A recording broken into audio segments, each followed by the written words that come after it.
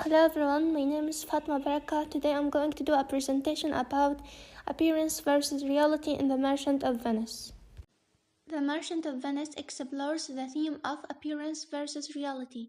The theme is supported with many examples in the form of characters, events, and objects. During the discussion of the bond, Shylock says to Antonio, "I would be friends with you and have your love, and this kindness will I show." He pretends to be Antonio's friend, but he has an ulterior motive, which is to take a pound of Antonio's flesh from whatever part of his body he pleases. The underlying meaning is to kill him, and thus, although Shylock seems good-hearted, he is in truth harboring deceit. Shylock is manipulative and crafty as he tries to put up a show to deceive Antonio. He sounds generous about offering the 3,000 ducats without using sperma monies, thus winning Antonio's trust. This was done to divert Antonio's attention from his actual intentions. However, Shylock proposes a flesh bond as a mere sport in substitution for not charging interest. The bond, although an unusual for fate, is a serious matter, because Antonio may be kept from accepting its terms and conditions. Shylock is a brilliant strategist, and even the perspective businessman Antonio has fallen for it.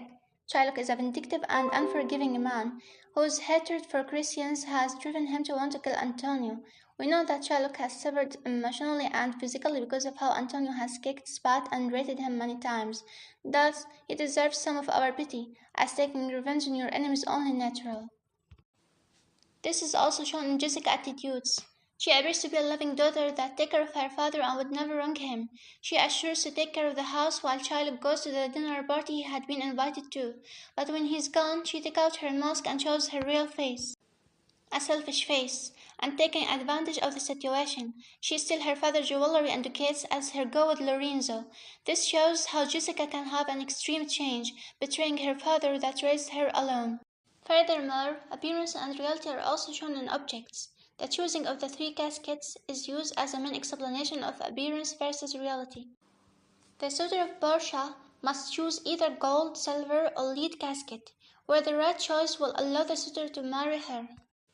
The Prince of Morocco, on choosing the beautiful gold casket with the inscription "Who chooses me shall gain what many men desire," sees the message.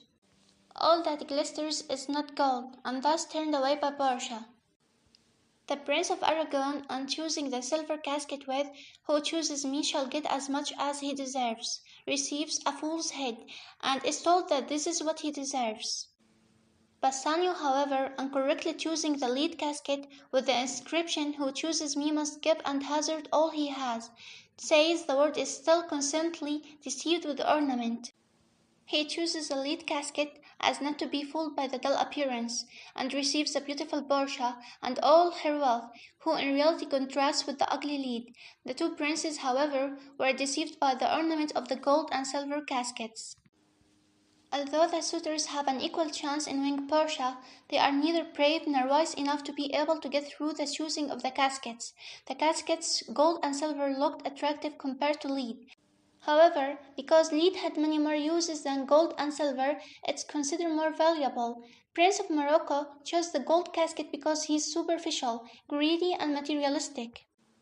Prince of Aragon chose the silver casket, and thus it reveals that he too is superficial, trying to be someone he's not. As for those who chose the lead casket, it shows that they are intellectual and not easily deceived by false values.